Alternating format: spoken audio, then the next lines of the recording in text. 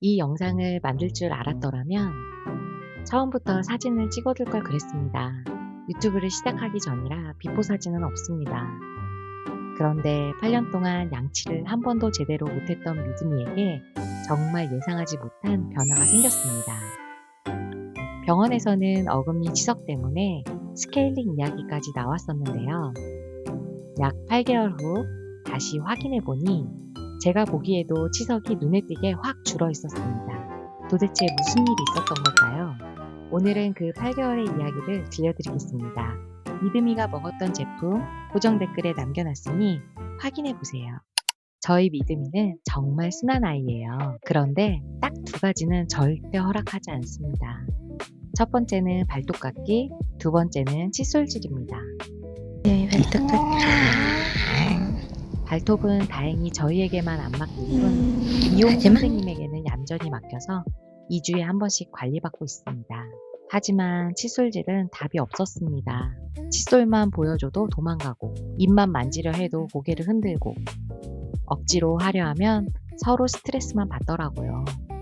그렇게 양치를 제대로 못한 시간이 벌써 8년이나 되었습니다. 그동안 정말 이것저것 다 해봤습니다. 실리콘 손가락 칫솔, 덴탈 장난감, 구강관리용품, 여러 종류의 치석관리용 덴탈건까지. 그런데 대부분은 한 입 먹고 뱉거나 냄새만 맡고 돌아서거나 가끔 어쩌다 한번 성공을 했습니다. 그래서 저는 양치를 못하더라도 덴탈건만큼은 꾸준히 먹이자는 마음으로 관리해왔습니다. 그러던 어느 날 병원 진료 중 우연히 어금니를 확인하게 됐습니다. 생각보다 치석이 많이 쌓여 있었고 수의사 선생님께서는 추후 스케일링도 고려해보자는 말씀을 해주셨습니다. 그 순간부터 고민이 시작되었습니다. 스케일링이 필요하면 당연히 해야 되는 건 맞지만 수면 마취가 계속 마음에 걸렸습니다. 스케일링을 미루자는 뜻이 아니라 그 전에 제가 해볼 수 있는 건 다시 모두 해보고 싶었습니다.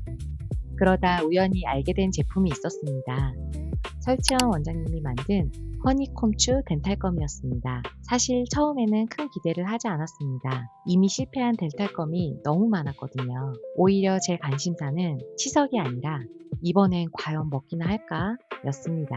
그런데 봉지를 뜯는 순간 반응이 달랐습니다. 끝까지 씹어 먹더라고요. 그 모습이 너무 신기해서 그날부터 꾸준히 급여를 하기 시작했습니다. 그렇게 시간이 흘러 어느덧 8개월. 계산해보니 약 30만원 정도 든 것 같더라고요. 과연 효과가 있을까? 반신반의하면서도 꾸준히 먹였습니다. 그리고 얼마 전 믿음이의 어금니를 다시 확인했습니다. 정말 놀랐습니다. 예전에 두껍게 붙어있던 치석이 제가 보기에도 눈에 띄게 줄어 있었고 거의 보이지 않을 정도로 깨끗해져 있었습니다.